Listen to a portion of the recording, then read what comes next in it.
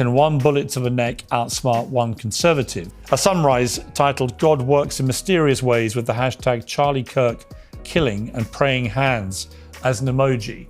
And you're laughing as I show these. Hey guys, Brad here. Welcome to another short form quick hit video. Today we're going to be taking a look at some truly shocking and frankly pretty disturbing clips from Piers Morgan Uncensored, where Piers, who I like a lot, I've also been on the show, he confronted a YouTube troll named The Amazing Lucas, who mocked Charlie Kirk's widow and basically celebrated his death. It's shocking stuff, but I've always said sunlight is the best disinfectant, and Piers kind of proves that point. Let's take a look at this first clip where Piers just recounts the horrifying things this dude posted after Charlie was killed. Take a listen to this. Okay, Luke has been, I've been pointed out to me that you've posted some messages about Charlie Kirk on your Instagram, which we're going to show here. One is a post that's a parody of a Jubilee debate. I'm doing one of these myself soon, titled Charlie Kirk versus Bullet. Can one bullet to the neck outsmart one conservative? Well, that was a short watch. Number two is a mocked up promotion poster called Kirk and Twerk at Neck of the Woods and hashtagged both Charlie Kirk and his widow. And the third was an image of a sunrise titled God Works in Mysterious Ways with the hashtag Charlie Kirk killing and praying hands as an emoji. And you're laughing as I show these. So guys, I will absolutely show you how this guy responded in a moment. Don't worry, I'm not going to just clip him and not show his response. But I first just want to say how disturbing I found this, to see him smiling and laughing at this. Like, it really did kind of give me the chills. And also just made me sad, because this guy has more than 500,000 YouTube subscribers. So a fair number of people do listen to him. You go look at his videos, he gets pretty big numbers still, at least recently with some of the Charlie Kirk stuff. And yet he's clearly so full of hate and just so toxic and so bitter. There really is no one. I'm a big believer in the idea that if you have nothing nice to say, you can always just say nothing at all. And so there are some people, and I wouldn't even necessarily put Charlie in this category at all, but there's some people who in politics who I genuinely think are horrible for our country and for our political discourse. And I think their life's work has been massively negative for our country. But if they were to die in any way, but especially in an act of political terrorism and attacked on free speech, I would never want to celebrate or mock their death. If I was not really that sad about them passing or no longer being with us, I would say nothing at all. It's called having class. It's called having decency. And the idea of posting memes mocking their assassination, and some of his posts mocked and targeted Charlie's widow, is just so grotesque for me. I barely even have words. You should never treat another human like that. We are all people. We're all fellow citizens. And that's just lower than low. But Piers called him out, and his response was just BS and deflections. Listen to this. Why do you find this funny? Well, let me just say that I actually am a big advocate for dark humor. And I happen to have gotten a bit of a taste of that over the last, I don't know, maybe decade or so when it came to the right and their memes of George Floyd. Happy birthday being sober for 5 years. When they came to their memes of Breonna Taylor, when it came to their memes of Trayvon Martin, the Trayvon challenge, right? When it came to their memes of Tamir Rice. So I don't know what the issue is. I think I'm engaging in the freedom of speech that the right has been advocating for these last 10 years, and mocking and making light of Black death, something that Charlie Kirk himself did time and time again. As a matter of fact, I would argue that if Charlie Kirk, instead of focusing his time on Black culture and Black on Black crime, if he had spent a modicum of his time focusing on the white youth, that perhaps he would still be with us today. There is so much that's totally unhinged and insane here, particularly the final assertion that if Charlie had just focused on helping white youth, maybe he wouldn't have been killed. No, first off, what we're not going to do, we're not going to victim blame the victim of terrorism. Well, if he'd worn a shorter skirt, get out of here with that. We're not doing that. That is terrible. And it also makes no sense. Unless what you're saying is that Charlie just shouldn't have had any of the socially conservative views about like trans issues, gender issues, and then he wouldn't have been killed over them. I mean, true, but that's kind of irrelevant. Like, yeah, that would go for any political assassination. Well, if he'd just been on the other party, but also then maybe somebody would have killed him for those views. If you think this is all funny and celebratory and fine. And then there's so much more to this nonsensical answer. The idea that Charlie and George Floyd are comparable figures, given the horrible things that George Floyd did in his life, is not true. But even if I took this at face value, when are these people going to understand that two wrongs don't make a right? So I've never and would never post memes mocking George Floyd's death, 5 years sober, anything like that. I would find that gross because I value human life. And I don't know that Charlie Kirk ever did that. I don't know if that allegation is true or not. Even if it was, it doesn't matter. Two wrongs don't make a right. And if you're saying they're evil and bad for doing that and you're doing it in turn, then you're also evil and bad. This should not be hard to understand. But so many of them have this bizarre moral relativism where they basically seem to say, yeah, we're going to be just like the people that we think are bad and do the same things, but we're the good guys. You're not. You are absolutely not. And bringing up free speech was weird because it's like, I'm just exercising my free speech the right said they supported. Yeah, and other people are exercising their free speech to criticize you.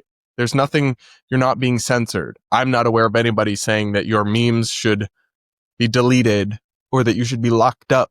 They're saying you're a piece of crap for what you've done, and I agree. But that's not attacking free speech at all. It's just people using their own free speech. That's kind of the point, actually, is that we argue about things and we critique things rather than censor them. But keep playing the victim, I guess. I don't know. This guy really bothered me listening to him, and his smile during all of it. It's just callous. I feel like it's obvious that he's just trolling for clicks and relevancy, but there's gotta, is there not any low that people won't sink to get people to pay attention to them?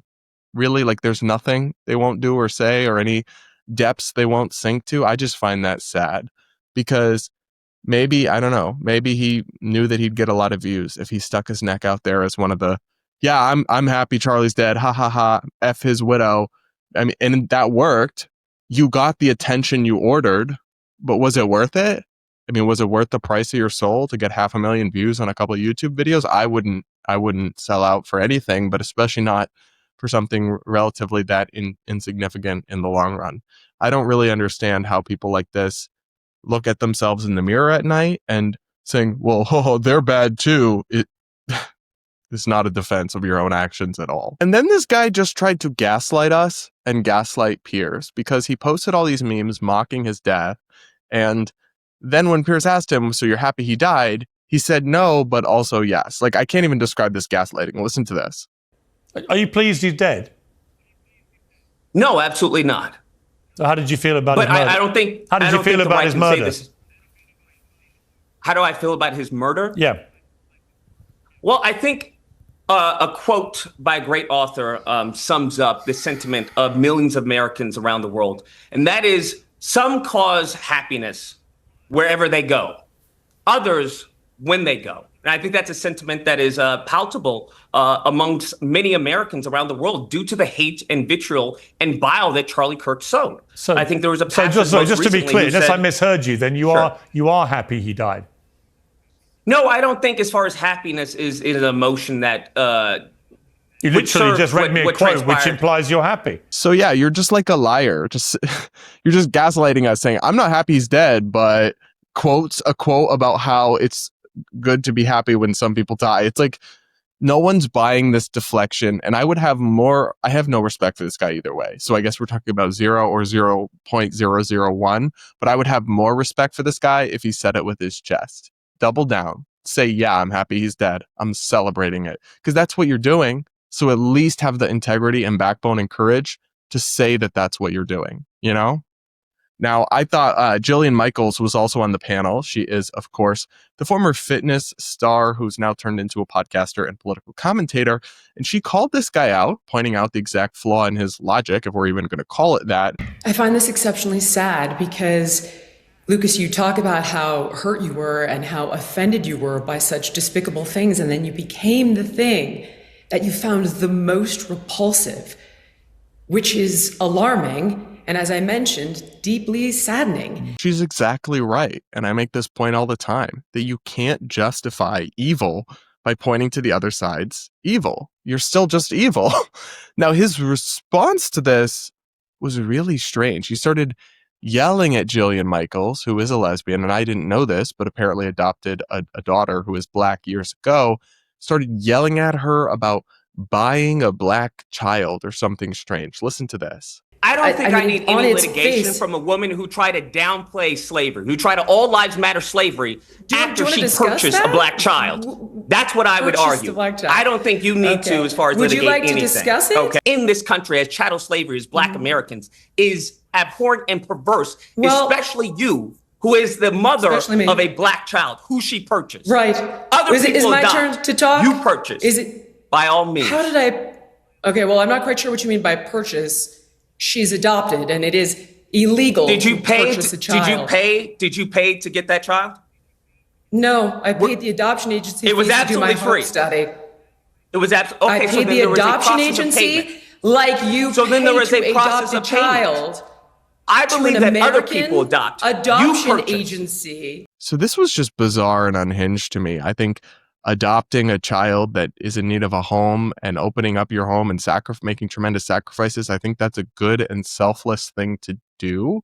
So attacking someone for that doesn't really make any sense. And unless you're just being racist and saying she shouldn't be allowed to have a Black child because she's white, which would be just objectively racist and terrible.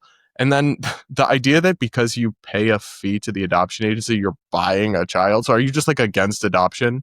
It's not like you're giving money to the parents. It's not like they're selling their kid to you. You're paying the adoption agency a fee for the work that they do to finance their existence. I don't know. I don't think that makes adoption some evil thing. That's a very strange point, one I haven't heard before. But I thought, you must not have much to go after Jillian for if you're attacking her for being a good person and adopting a child. Like, what? Very, very strange. But frankly, this guy seems unhinged. I'm not familiar with him or his content. But after this display, I won't be checking it out. Can't say I'm particularly interested in anything he has to say because he thinks it's funny and edgy to troll a widow and mock a dead dude, not even in particularly funny ways, and then kind of gaslight us about it. It's all for attention and clicks, I guess, but that's what we got to deal with, and I appreciate Piers calling him out. Let me know what you guys think in the comments below. Make sure you're subscribed, hit that like button while you are at it. And guys, let me know if you're enjoying these quick hit videos. But remember, you can also check out full episodes of my podcast, Brad vs. Everyone, where I take on media insanity, internet craziness, and political madness, all from an independent perspective. The link to subscribe to the podcast on all different platforms is in the description. With that, guys, we'll talk again real soon.